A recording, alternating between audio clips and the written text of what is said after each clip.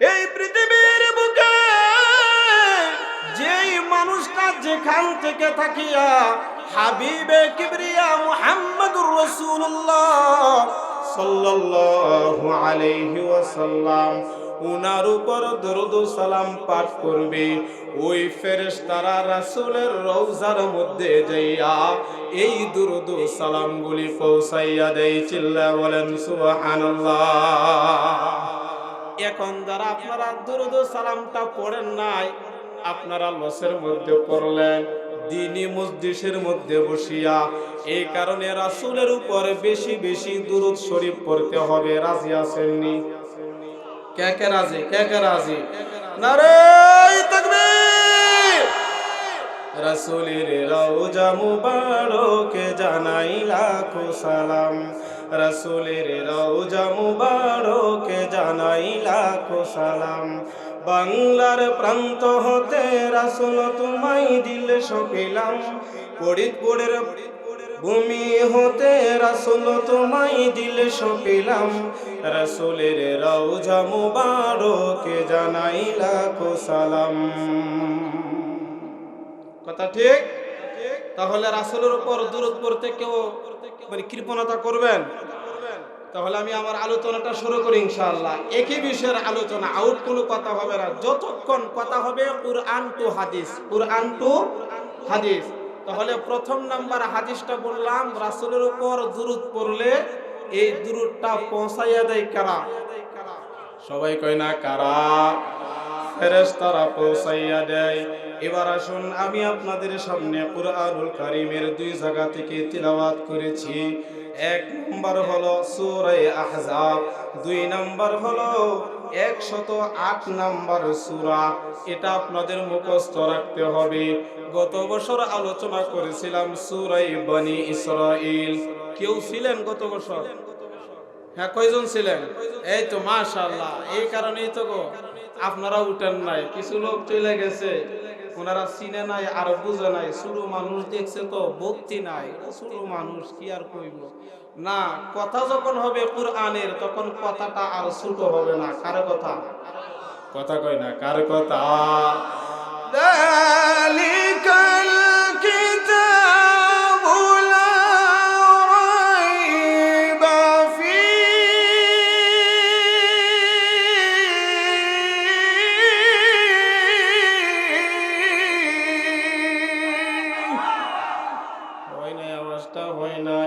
কালিমাতুল্লাহি হিয়াল উলিয়া। পৃথিবীর বুকে একমাত্র উঁচু আওয়াজ হবে কার? আরো জোরে কার? ওয়ামা আরসালনাকা ইল্লা রাহমাতাল লিল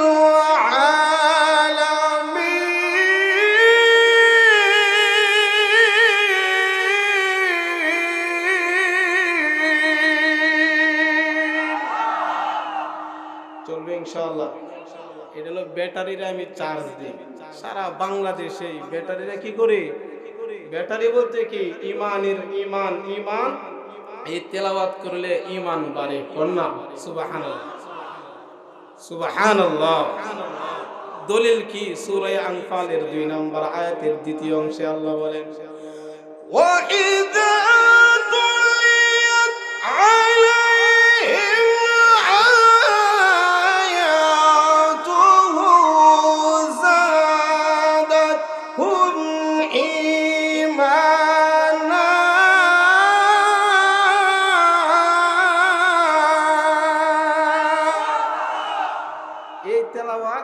যারা করে তাদেরও ইমান বাড়ে, যারা শুনে তাদেরও ইমান বাড়ে। চিল্লায় বলেন সুবহানাল্লাহ।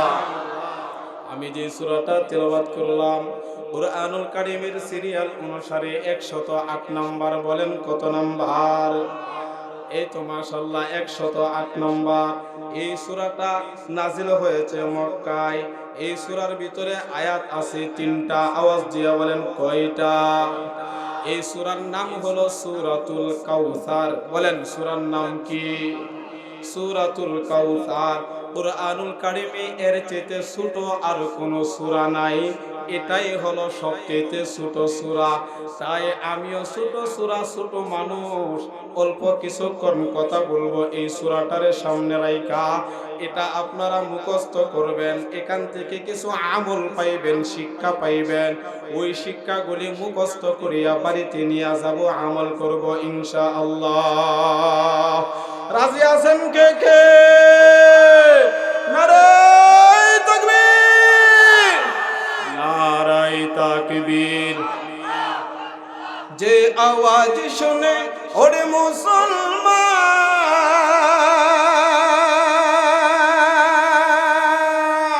ভয়ে কাঁপিত কাফের ও বেঈমান, দৌড়ে সেই হুঙ্কার ফরিদপুরে আবার, দৌড়ে সেই হুঙ্কার বাংলায় আবার, পাপ দুনিয়া ভেঙ্গে কররে চোরমার। নারায়ে তাকবীর, নারায়ে তাকবীর। যে সূরাটা তেলাওয়াত করলাম, কত নাম্বার সূরা? সবাই কয় না কত নাম্বার? নাজিল হয়েছে কোথায়? মক্কায়। আয়াত আছে কয়টা? আয়াত আছে 3টা। এই 3টা আয়াতের ভিতরে 3টা সাবজেক্ট আছে আলাদা আলাদা। 1 নাম্বার আয়াতের ভিতরে আল্লাহ রাব্বুল আলামিন আমার আর আপনার মায়ার নবী, দয়ার নবীকে সান্ত্বনা আর কল্যাণ দান করেছেন। বলেন সুবহানাল্লাহ।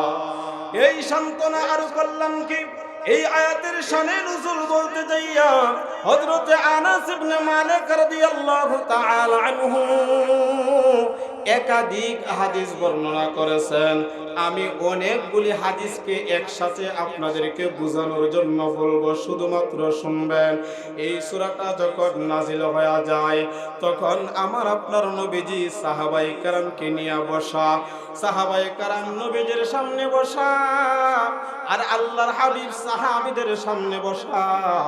নবীজির চেহারার মধ্যে ঘুম ঘুম ভাব, তন্দ্রাচ্ছন্ন ভাব, উঙ্গানু উঙ্গানু ভাব। বুঝতেছেন আমার কথা? হঠাৎ করে আল্লাহর হাবিব তিনি মাথাটা তুলে একটা মুস্কি হাসি মারলেন, একটা মুস্কি হাসি মারলেন।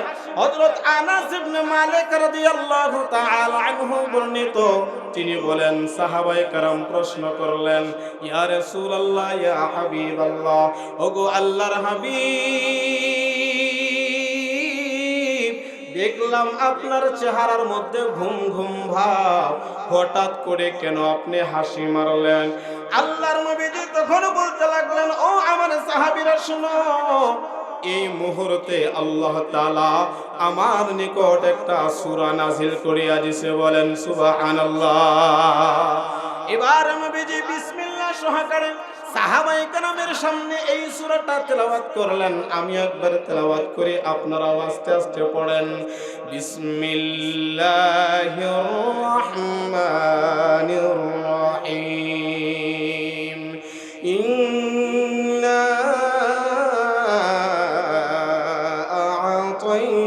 আ'তাইনাকাল কাউসার ফাসাল্লি লিরাব্বিকা ওয়ানহার ইন্না শানিআকা হুয়াল আবতার। চিল্লায়া বলেন আল্লাহু আকবার। এই সূরাটা যখন তেলাওয়াত করলেন, এবার নবীজি সাহাবীদেরকে প্রশ্ন করতে লাগলেন, ও আমার সাহাবীরা, তোমরা কি বলতে পারো কাউসার কি জিনিস? সাহাবায়ে কেরাম উত্তর দেয়, ইয়া রাসূলুল্লাহ, ইয়া হাবিবাল্লাহ, আল্লাহ এবং আল্লাহর রাসূলই ভালো জানেন কাউসার কি জিনিস। এবার নবীজি তার বর্ণনা দিতে লাগলেন, ও আমার সাহাবীরা শুনো, এটা এই কাউসার শব্দের অর্থ হলো একটা নহর, আর এই নহরটা সাধারণ কোনো নহর নয়, এটা হলো জান্নাতি একটা নহর। চিল্লায়া বলেন না সুবহানাল্লাহ। নবী নবী আমার কয় এটা আমারে হাসরের ময়দানে আল্লাহ তাআলা এই নহরের মালিক বানাইয়া দিবেন। এটা হলো জান্নাতি নহর। এই যে নহরের যে পানিটা, এটা পৃথিবীর দুধের চাইতে আরো বেশি সাদা, মধুর চাইতে আরো বেশি মিষ্টি হবে। এই নহরটা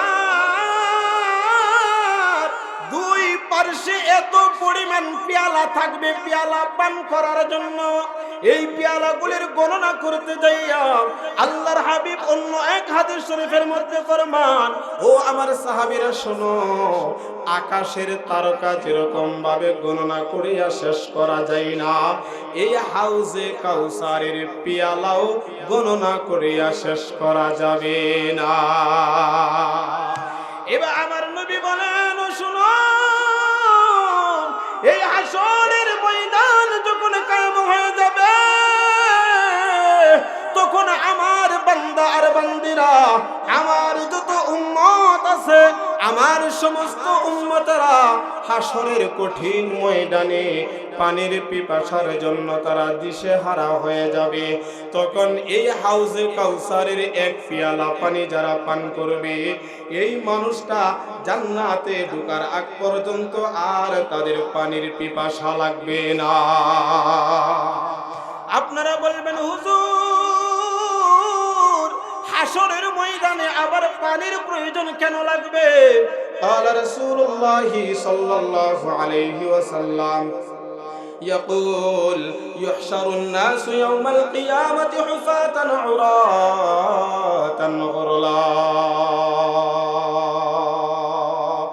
يا رسول الله قلت يا رسول الله الرجال والنساء جميعا ينظر بعضهم إلى بعض। হযরত আয়েশা রাদিয়াল্লাহু তাআলা আনহা থেকে হাদিস কানা বর্ণিত, আল্লাহর হাবিব বলেন, ও আয়েশা শোনো, হাসরের মাঠ যখন কায়েম হয়ে যাবে, তখন নারী এবং পুরুষরা তারা এক নাম্বার নগ্ন অবস্থায়, উলঙ্গ অবস্থায় হাসরের ময়দানে দাঁড়াইবে। দুই নাম্বার হলো তাদের পায়ের নিচে কোনো জুতা থাকবে না, কোনো কিছুই থাকবে না। তিন নাম্বার হলো পুরুষরা খতনাবিহীন অবস্থায় তারা দাঁড়াইবে। আল্লাহর হাবিব যখন এই কথাটা বললেন, এবার হযরতে আয়েশা রাদিয়াল্লাহু তাআলা আনহা বলেন, আর রিজালু ওয়ান নিসাউ জামিআ। ওগো আল্লাহর হাবিব, নারী এবং পুরুষ, মহিলা এবং পুরুষরা তারা যে একসাথে দাঁড়াইবে, ইয়ানজুরু বা'দুহুম ইলা বা'দ, একজনকে আরেকজনের দিকে তারা চাইবে না, তারা দৃষ্টি দিবে না।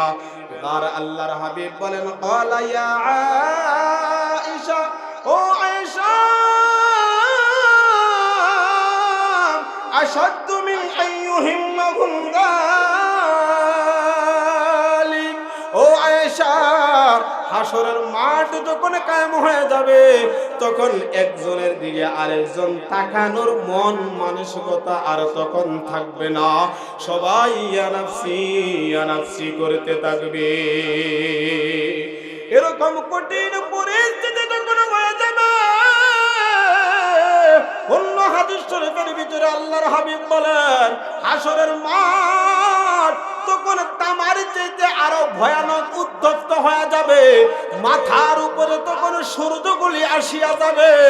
তখন এক একজনের ঘামের কারণে কারো হাঁটু পর্যন্ত, কারো কোমর পর্যন্ত, কারো বুক বরাবর পর্যন্ত, কারো নাক বরাবর পর্যন্ত, কেউ বা আবার ঘামের মধ্যে হাবুডুবু খাইতে থাকবে, আবার কেউ পানির পিপাসার জন্য আত্মচিৎকার করিতে থাকবে। আল্লাহর হাবিব বলেন, ও আয়েশা, এই কঠিন ময়দানে, এই হাউজে কাউসার কাউসারের পানি ব্যতীত আর কোনো পানি হাসরের ময়দানে পাওয়া যাবে না। আল্লাহর হাবিব আরেক হাদিস শরীফের মধ্যে ফরমান, ওই দিন আমার উম্মতগুলি তারা দল বাঁধিয়া বাঁধিয়া ওই হাউজে কাউসারের দিকে তারা আসবে, আর এখান থেকে পানি পান করিয়া চলে যাবে, যেরকম ভাবে আরবের উটের পালগুলি পানি পান করিয়া চলে যায়। তবে শুনো, আমি হাবিবুল্লাহ,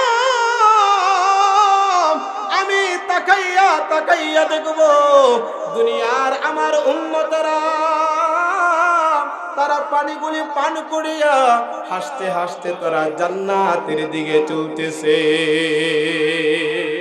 কিন্তু হঠাৎ করে দেখা যাবে একদল লোক যখন আসলো, তখন তাদের মধ্যে আর হাউজে কাউসারের মধ্যে একটা পর্দা পড়িয়া যাবে, অর্থাৎ তারা পানি পান করতে পারবে না। তখন ওই লোকগুলি চিৎকার করতে থাকবে, আরেকজন ঘোষণাকারীও ঘোষণা করতে থাকবে। আল্লাহর হাবিব বলেন, তখন আমি বলতে থাকবো, আল্লাহ, আগে যারা পানিগুলি পান করছিল তারাও আমার উম্মত, এখন যারা আসছে তারাও আমার উম্মত, আমিও তাদেরকে চিনি, তারাও আমারে চিনে। তাহলে আজকে কেন তাদেরকে পানি পান করানোর জন্য দেওয়া হচ্ছে না?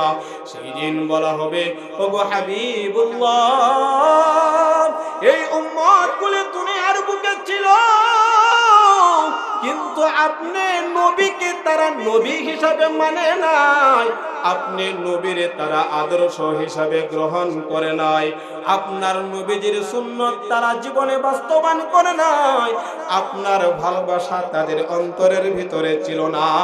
এই কারণে আজকে তারা হাউজে কাউসারের পানি পান করতে পারবে না।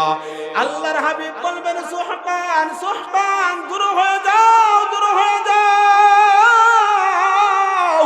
দুনিয়াতে যেরকম ভাবে তোমরা আমাকে ভুলিয়াছিলা, আজকে আমিও তোমাদের জন্য আর কিছু করতে পারবো না। ও আমার ভাই, এতটুকু আলোচনার দ্বারা আমি আপনাদেরকে বুঝাইতে চাইলাম, হাসরের ময়দানে আল্লাহর হাবিবের শাফায়াতের দরকার আছে না নাই? সবাই বলে না আছে না নাই? এই হাউজে কাউসারের প্রয়োজন আছে না নাই? যদি থাকে তাহলে রাসূলের আদর্শ, রাসূলের যে আদর্শ আছে, রাসূলের সুন্নত আছে, রাসূলের জীবনী, ওইগুলি 1 নাম্বার জানা, 2 নাম্বার ওই অনুপাতে জীবনটারে শরীয়ত মোতাবেক চলাফেরা করা, এটা জীবনের মাধ্যমে বাস্তবায়ন করতে রাজি আছেননি? নারায়ে তাকবীর, নারায়ে তাকবীর। বলবেন, হুজুর সবগুলি তো আমরা পারি না, সবগুলি পারি না। হ্যাঁ, আল্লাহর হাবিবের একজন সাহাবী রাসূলের কাছে আয়েশা প্রশ্ন করলো, মাতা সাআতু ইয়া রাসূলুল্লাহ, ওগো আল্লাহর হাবিব, কিয়ামত কখন হবে, কোন দিন হবে, কিয়ামত কখন হবে? নবীজি প্রশ্ন করলেন, ক্বালা মা আ'আদাত্তা লাহা, কিয়ামতের জন্য তুমি কি প্রস্তুতি গ্রহণ করেছো? ওই ব্যক্তি বলতে লাগলো, ক্বালা মা আ'আদাতু লাহা মিন কাতিরি সালাতিন ওয়ালা সাওমিন ওয়ালা সাদাকাতিন ওয়ালাকিন্নী উহিব্বুল্লাহ ওয়া রাসূলা। চিল্লায়ে বলেন আল্লাহু আকবার। ওই ব্যক্তি বলতে লাগলেন, ইয়া রাসূলুল্লাহ, ইয়া হাবিবাল্লাহ, আমি কিয়ামতের জন্য তেমন কোনো কিছু প্রস্তুতি গ্রহণ করতে পারি না। ওগো আল্লাহর হাবিব, আমি বেশি পরিমাণে নামাজ পড়তে পারি নাই, আমি বেশি পরিমাণে রোজা রাখতে পারি নাই, আমি বেশি পরিমাণে দান সদকা করতে পারি নাই। এখানে বেশি বলতে নফলের কথা বলা হয়েছে, যে বেশি পরিমাণে নফল নামাজ পড়তে পারি নাই, বেশি পরিমাণে নফল রোজা রাখতে পারি নাই, বেশি পরিমাণে নফল দান সদকা করতে পারি নাই। তবে ওইগুলি না করলেও ওয়ালাকিন্নী উহিব্বুল্লাহ ওয়া রাসূলা, ওগো আল্লাহর হাবিব, আমার অন্তরের ভিতরে আল্লাহ এবং আল্লাহ রাসূলের ভালোবাসা সবচেয়ে বেশি আছে। এই কথা যখন বললেন, আখিরি জামানার পয়গম্বর মুহাম্মদুর রাসূলুল্লাহ সাল্লাল্লাহু আলাইহি ওয়াসাল্লাম খুশি হয়ে গেছে। এবার উনি বলতে লাগলেন, ক্বালা আনতা মা'a মান আহবাবতা, যার সাথে যার মুহাব্বত তার সাথে তার, সবাই কয় না, যার সাথে যার মুহাব্বত তার সাথে তার কিয়ামত। আনতা মা'a মান আহবাবতা, যার ভালোবাসা যার সাথে বেশি থাকবে, হাসরের দিন এই মানুষগুলি তাদের সাথে হাসরের ময়দানে উঠবে। এই কথা থেকে আমি এই জিনিসটা আপনাদেরকে বুঝাইতে চাই, আমাদের দিলের ভিতরে সবচেয়ে বেশি ভালোবাসা আল্লাহ এবং আল্লাহ রাসূলকে প্রাধান্য দিব। রাজি আছেননি? বাবার চাইতে বেশি প্রাস্ত, এই কাজটা আমি পারবো। আমার আপনার নবীজি নামাজের মধ্যে দাঁড়াইয়া গেছে, রুকুর মধ্যে যায়, সিজদার মধ্যে যায়, আর আবু জাহেল সেই জায়গার মধ্যে বসিয়া দেখে এটাই হলো একটা মুখ্য সময়। এখন যদি উটের নারী বুড়িগুলি এই মুহাম্মদের উপর যদি রাখা হয়, তাহলে মুহাম্মদ আর মাথা তুলতে পারবে না। চটপট করিয়া দম আটকিয়া মুহাম্মদ দুনিয়া থেকে বিদায় হয়ে যাবে। জবানটা খুলে বলেন নাউজুবিল্লাহ। আল্লাহ বলেন, নবী গো, আমি আপনার এই কল্যাণ দান করলাম, ভালাই দান করলাম, এই কল্যাণ দুনিয়াতেও দান করলাম, পরকালেও দান করলাম, কিন্তু দুনিয়ার বুকে কল্যাণটা কোথায়? অর্থাৎ নবীজিরে একটার পর একটা আঘাত। আমার আপনার নবীজি যখন সিজদার মধ্যে গেল, সেই উকবা ইবনে আবু মুঈত আরো কয়েকজন মিলে মোট 6 থেকে 7 জনের নাম এই হাদিস শরীফের ভিতরে আল্লাহর হাবিব তাদের নাম ধরে ধরে বদদুয়া করেছিলেন। নবীজি যখন সিজদার মধ্যে গেল, এই মুহূর্তে ঘাড়ের উপরে, মাথার উপরে উটের নারে বুড়িগুলি আইনা রাইখা দিছে। আমার আপনার নবী তখন আর মাথাটা তুলতে পারে না, সিজদার মধ্যে চটপট করতেছে। আব্দুল্লাহ ইবনে মাসউদ রাদিয়াল্লাহু তাআলা আনহু এই হাদিসের বর্ণনা করতে যাইয়া তিনি বলেন, আমিও তখন ছোট ছিলাম, আমিও দাঁড়াইয়া দেখি, তখন আমার এরকম কোনো ক্ষমতা ছিল না যে আমি যাইয়া ওইটাকে আমি তুলি। কারণ আমি যদি তুলতে যাই আমারে 1 নাম্বার বাধা দিবে, 2 নাম্বার হলো আমার উপরে তারা নির্যাতন চালাইয়া দিবে। আব্দুল্লাহ ইবনে মাসউদ রাদিয়াল্লাহু তাআলা আনহু বলেন, আমি একটা দৌড় দিলাম, আখির জামানার পয়গম্বর মুহাম্মদুর রাসূলুল্লাহ সাল্লাল্লাহু আলাইহি ওয়াসাল্লামের ঘরের দিকে যাইয়া বাড়ির সামনে ডাক দিলাম, কে আছো গো? মুহাম্মদের ঘরের ভিতরে। এই ঘরের ভিতরে থেকে আওয়াজ দিল ছোট্ট মা ফাতেমা রাদিয়াল্লাহু তাআলা আনহা। তখন তিনি বড় ছিল না, ছোট ছিল। আব্দুল্লাহ ইবনে আব্বাস আব্দুল্লাহ ইবনে মাসউদ রাদিয়াল্লাহু তাআলা আনহু বলেন, তখন ফাতেমাকে ডাক দিয়ে বললেন, ফাতেমা, তোমার আব্বার মাথার উপরে উটের নারী বুড়িগুলি রাখছে কাফেররা, এটা মাথা আর তুলতে পারে না। হযরতে ফাতেমা রাদিয়াল্লাহু তাআলা আনহা ঘর থেকে একটা দৌড় দিছে, চোখের পানিগুলি ছাইরা দেয়, দৌড়ায় আর কান্দে। যাইয়া দেখে কাবার প্রান্তরে আমার আপনার নবীজি মাথাটা তুলতে পারে না। হযরত ফাতেমা রাদিয়াল্লাহু তাআলা আনহা তখন ছোট্ট মানুষ। হযরত ফাতেমা উটের নারী বুড়িগুলি একবার টান দেয়, একবার ধাক্কা দেয়, আর আমার আপনার নবীজি নিচ থেকে মাথা দিয়া ধাক্কা দেয়। এরকম ভাবে মাথার উপর থেকে যখন উটের নারী বুড়িগুলি সইরা যায়, আমার আপনার নবীজি মাথাটা তুলিয়া এবার আত্তাহিয়াতু শেষ করিয়া ডানে বামে সালাম ফিরাইয়া আসমানের দিকে তাকাইয়া দুইটা হাত বাড়াইয়া দিয়া আল্লাহরে ডাক দিয়া কয়, আল্লাহ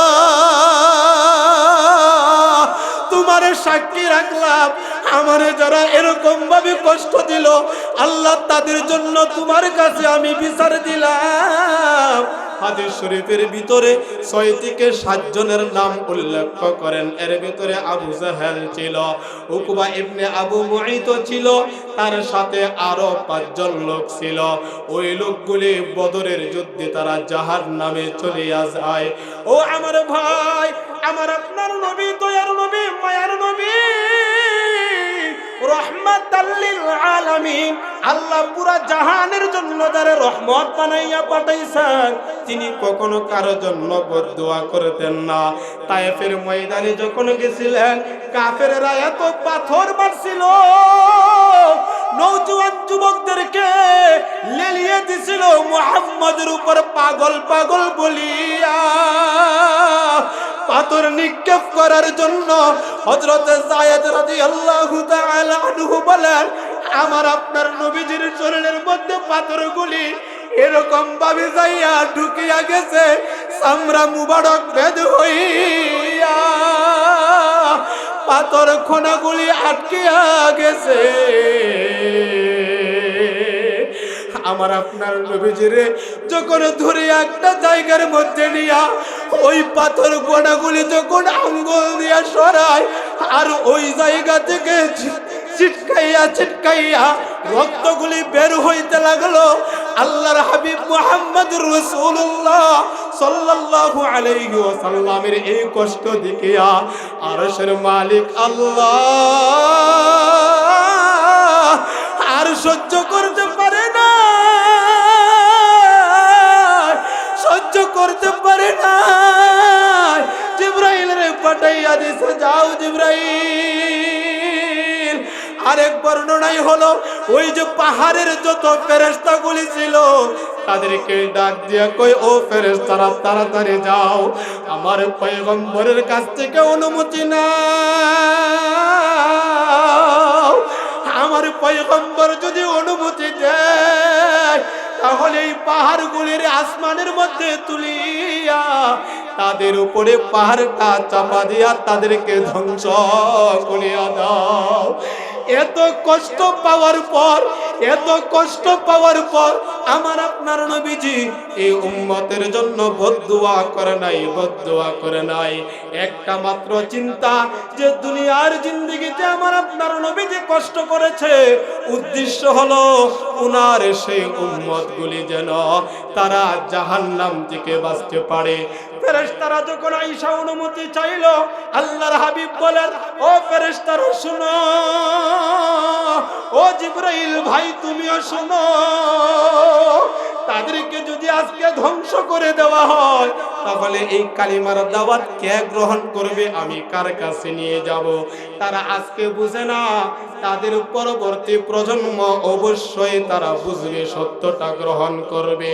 ও আমার ভাই, কথাটা বলার উদ্দেশ্য হলো আমার আপনার নবী দুনিয়াতে আল্লাহ বললেন আমি তাকে সুখ দান করলাম, কল্যাণ দান করলাম, কিন্তু কল্যাণ তো নাই, আমরা দেখি শুধুমাত্র কষ্ট আর কষ্ট করেছে। চিল্লায় বলেন কথা ঠিক কিনা?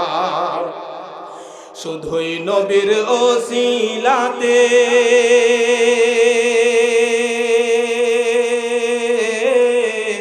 আসলাম মানুষ দুনিয়াতে,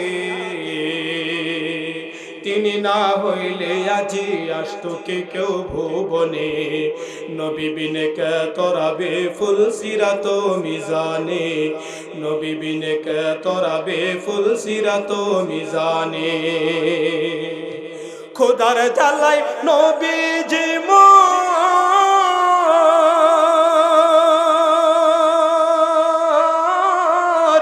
বেঁধেছিলেন পেটে পাথর, খোদার জ্বালাই নবীজি মোর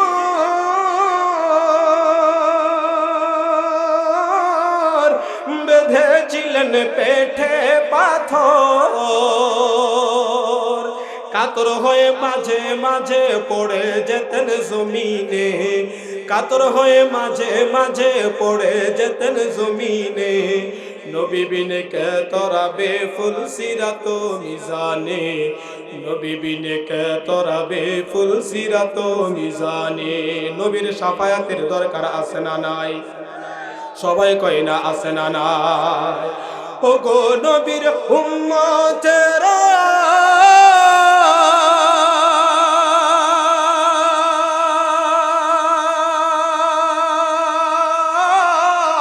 হয়ে আজি দিশে হারা,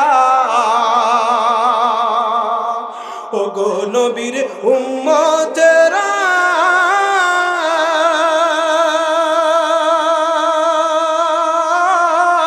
হয়ে আজি দিশে হারা। কুরআন হাদিসে ছেড়ে চলো যখন যাহা চাই মনে, কুরআন হাদিসে ছেড়ে চলো যখন যাহা চাই মনে। নবী বিনে কে তরাবে ফুল সিরাত মিজানে, নবী বিনে কে তরাবে ফুল সিরাত মিজানে। চিল্লায়া বলেন কথা ঠিক কিনা? তাহলে এই নবীজির দরকার আছে না নাই? নারায়ে তাকবীর। আমাদের সমাজে একটা ফিতনা বের হয়েছে, আমাদের নবীর অনেক আছে তারা নবী হিসাবে মানতে চায় না, আছে না নাই? কথা কয় না আছে না নাই? তাদেরকে কাদিয়ানি হিসাবে চিনে। এই কারণে বাংলার মুসলমান চায় মুসলমানের নাম দিয়া নবীর ইজ্জত নিয়া খেলামেলা করবে, এটা সহ্য করা যাবে না। চিল্লায়া বলেন কথা ঠিক কিনা? অর্থাৎ আমাদের নবী সর্বশেষ নবী, কুরআনুল কারীমের আয়াত খাতামান নাবিয়্যিন।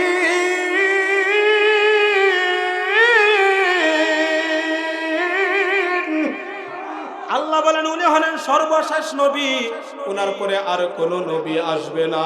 কষ্ট হইতেছে? হ্যাঁ, আমার সময়টা ফুরিয়ে যাইতেছে। যাই হোক, এই কাউসার শব্দের আরো একাধিক অর্থ আছে। তাহলে এই কাউসার যদি আমরা পেতে চাই, রাসূলের শাফায়াত যদি পেতে চাই, তাহলে রাসূলের সুন্নাত ছাড়া যাবে না। কথা কয় না? কথা কয় না? ছাড়বো না ইনশাআল্লাহ, ছাড়বো না ইনশাআল্লাহ। নারায়ে তাকবীর। 3 নম্বর আয়াত, 2 নম্বর আয়াত আমি শেষ করিয়া দিই। ইনফাসাল্লি লিরাব্বিকা ওয়ানহার। 2 নম্বর আয়াতের ভিতরে আল্লাহ নবীজিকে 2টা উপদেশ দিয়েছেন, 2টা ইবাদত দিয়েছেন। বলেন কয়টা? 1 নম্বর ফাসল্লি, নামাজ পড়া। 2 নম্বর ওয়ানহার, কুরবানি করা। লিরাব্বিকা, এই নামাজ আর কুরবানি কার জন্য হবে? সবাই কয় না কার জন্য হবে? একমাত্র আল্লাহর জন্য। আমার আগের হযরত নামাজ সম্পর্কে আলোচনা করেছেন। আসুন এবার 3 নম্বর আয়াতটার দিকে আমরা যাই। এই 3 নম্বর আয়াত আল্লাহ রাব্বুল আলামিন বলেন ইন্না শানিআকা হুয়াল আবতার। এই আয়াতটা যখন নাজিল হয়, মনোযোগ দিয়ে শুনেন, এই আয়াতটা যখন নাজিল হয় এর শানে নজুল হলো আমার আপনার নবীজি যেরকম ভাবে মেয়ে সন্তান 4 জন, ছেলে সন্তানও 3 থেকে 4 জন ছিল। ইব্রাহিম এবং কাসেম, এই 2 জন থেকে যে কোনো একজন সন্তানের যেই দিন মরণ হয়ে যায়, তখন আমার আপনার নবীজি ওই সন্তানটারে রাত্রিবেলা দাফন করিয়া পরদিন সকালবেলা কাবার প্রান্তরে, মনটা একটু খারাপ, সেখানে বসিয়া ধৈর্য ধারণ করতেছে, আল্লাহর শুকরিয়া আদায় করে। কারণ হলো সন্তান যদি মারা যায়, কারো যদি ছেলে মেয়ে যাদের মারা গেছে, একমাত্র তারাই বুঝতে পারে কত বেদনা আজে লাগে। কথা কন ঠিক কিনা? কত মা বাবা কান্দিয়া কান্দিয়া কয় আল্লাহ, আমার কলিজার টুকরা ছেলে আর মেয়েটারে কেন নিলা? আল্লাহ আমারে যদি নিয়ে যাইতা মনে কোনো কষ্ট ছিল না। এরকম কথা বলে কি বলে না? আমার আল্লাহ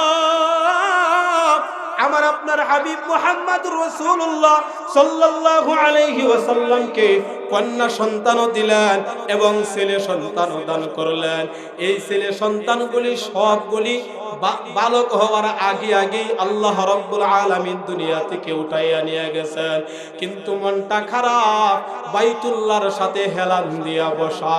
এমন সময় আস ইবনে ওয়াইল আরেকটা নরাদম কাফের আল্লাহর হাবিব মুহাম্মদুর রাসূলুল্লাহ সাল্লাল্লাহু আলাইহি ওয়াসাল্লামকে কষ্ট দেওয়ার জন্য আল্লাহর নবীজির কাছে কি যেন কথাগুলি বলল। এই কথাগুলি বলার পর যখন চলিয়া যায়, তখন আবু জাহেল আরো কয়েকজন বসিয়া ডাক দেয়, এই আস ইবনে ওয়াইল, তুমি কার সাথে কি কথা বললা এতক্ষণ?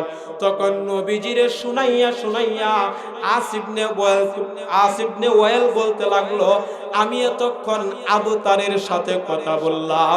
জবানটা খুলে বলেন নাউজুবিল্লাহ। আমি আবু তারের সাথে কথা বললাম। আবু তার শব্দের অর্থ হলো লেজ কাটা, আবু তার শব্দের অর্থ হলো নির্বংশ, আবু তার শব্দের অর্থ হলো আটকোরা। এই কথাটা বলিয়া নবীজিরে গালি দিল।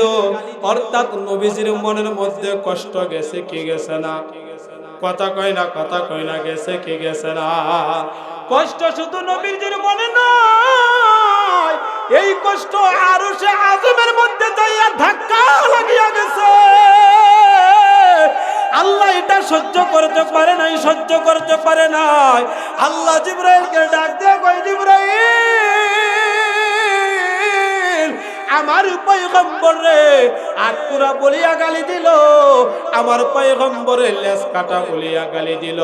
অর্থাৎ আমার পয়গম্বরের ইন্তেকাল হয়ে গেলে উনার কোনো বংশ বিস্তার থাকবে না, উনার নাম লওয়ালা মানুষ পৃথিবীর বুকে থাকবে না।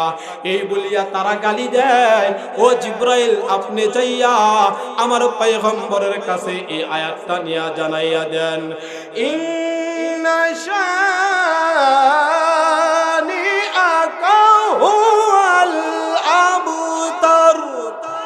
আল্লাহ বানাইয়া দিলেন। জিবরাইল আসিয়া কয়, ও আল্লাহর হাবিব, আপনি মনটা খারাপ কইরেন না, আল্লাহ আপনার সন্তুষ্টির জন্য এই আয়াতটা নাযিল করিয়া দিছে। অথচ আপনার নাম লনেওয়ালা মানুষ, আপনার অনুসরণের মানুষ, আপনার বংশ বিস্তারের মানুষের অভাব থাকবে না। যারা আপনাকে গালি দিল তাদের নাম নিশানা পৃথিবীর বুকে থাকবে না। কথা বলেন ঠিক কিনা? বলবেন হুজুর, তার বাস্তবতা বলেন। ও আমার ভাই, যে আবু জাহেল এই কথাগুলি বলছিল টিটকারি মস্কারি করিয়া, আবু জাহেলের নাম কেউ রাখেননি। কথা কই না? কেউ আছে আপনাদের এলাকায়? মুহাম্মদ নাম আসেনি। কথা কয় না আসেনি। প্রত্যেকটা মানুষের নামের আগে মুহাম্মদ। আল্লাহ কয়, নবী গো, আপনার নামটা শুধুমাত্র থাকবে না, আপনার নামটা আপনার উম্মতগুলি পৃথিবী যতদিন কিয়ামত না হবে, যতদিন পৃথিবী টিকে থাকবে, ততদিন পর্যন্ত আপনার নাম তারা চুম্বন দিয়া দুইটা টুট লাগাইয়া মুহাম্মদ বলিয়া তারা ডাক দিবে। চিল্লায়া কন্যা সুবহানাল্লাহ। আমার আল্লাহ ডাক দেয়, কয় গো নবীজি, আপনার নাম ব্যতীত পাঁচ ওয়াক্ত নামাজের আগে যে আজান হয়, এই আজানের ভিতরে আপনার নামটা ঢুকাইয়া দিলাম। যদি আপনার নামটা না লওয়া হয়, তাহলে এই আজানটা আমি আল্লাহর দরবারে কবুল হবে না। আল্লাহ ফিটিং করিয়া দিলেন, নামাজ কবুল হবে না। আত্তাহিয়াতুর ভিতরে যদি আমার আপনার নবীজির নামটা না লওয়া হয়, এই নামাজটাও আল্লাহর দরবারে কবুল হবে। কথা কই না? কবুল হবে না। সময় শেষ। যাই হোক, এই কাউসার শব্দ, এই কাউসার সূরা, এই সূরাটার নাম্বার কত? মাশাআল্লাহ, বলেন কত? 108 নম্বর। নাজিল হয়েছে মক্কায়। আয়াত কয়টা? 3টা আয়াত। এই 3টা আয়াত, এই ভিতরে মূল সাবজেক্টটাই হলো আমার আপনার নবীজিরে খুশি করার জন্য এই সূরাটা আল্লাহ নাজিল করিয়া দিয়েছেন। কন্যা সুবহানাল্লাহ। এখন হাসরের ময়দানে নবীকে যদি আমরা পেতে চাই, নবীর শাফায়াত যদি পেতে চাই, হাউজে কাউসারের পানি যদি পেতে চাই, তাহলে রাসূলের সুন্নত লাগবে কে লাগবে না? কথা কয় না, লাগবে কে লাগবে না? এটা শুধু আমাদের নবীদের সুন্নত নয়, হযরত আদম আলাইহিস সালাতু ওয়াস সালাম থেকে শুরু করিয়া আমাদের নবী পর্যন্ত যত নবী রাসূল আল্লাহ পাঠাইছেন সকলের একটা সুন্নত ছিল দাড়ি রাখা। চিল্লায়া বলেন না সুবহানাল্লাহ। রাখবো যুবক ভাইরা? কথা কয় না, রাখবো না ইনশাআল্লাহ। আল্লাহ তাআলা আমি বলনেওয়ালা আপনারা শুননেওয়ালা যারা আচ্ছা যাক আলহামদুলিল্লাহ, আর 5টা মিনিট সময় পেয়েছি। কষ্ট হইতেছে? কথা কয় না, কথা কয় না, কষ্ট হইতেছে? আরে ভাই, আমার আলোচনা হলো এক একটা আলোচনা এক একটা বিষয়বস্তুর উপরে। গত বছর আলোচনা করেছিলাম সূরা বনী ইসরাঈলের 23, 24 এবং 25 নম্বর, আর এই বছর আলোচনা 108 নম্বর সূরা, সূরা কাউসারের আলোচনা। এই যে কাউসার, কাফেররা কইছিল নবীর বংশ থাকবে না, অথচ নবীর নাম লনেওয়ালা মানুষের অভাব। কথা কই না, অভাব। যে মানুষটা মক্কা মদিনা যাইতে পারে না, এই মানুষটাও জমির মধ্যে যখন কাজ করে তখন এই মানুষের জবান দ্বারা যাইয়া যাইয়া সালাম দিয়া কয়, ওগো আল্লাহর হাবিব, এখন তো আর মসজিদে নববীতে আযান দিলে আপনি আসেন না আর নামাজ পড়ানোর জন্য, সুতরাং আমি আর মসজিদে নববীতে আযান দেব না।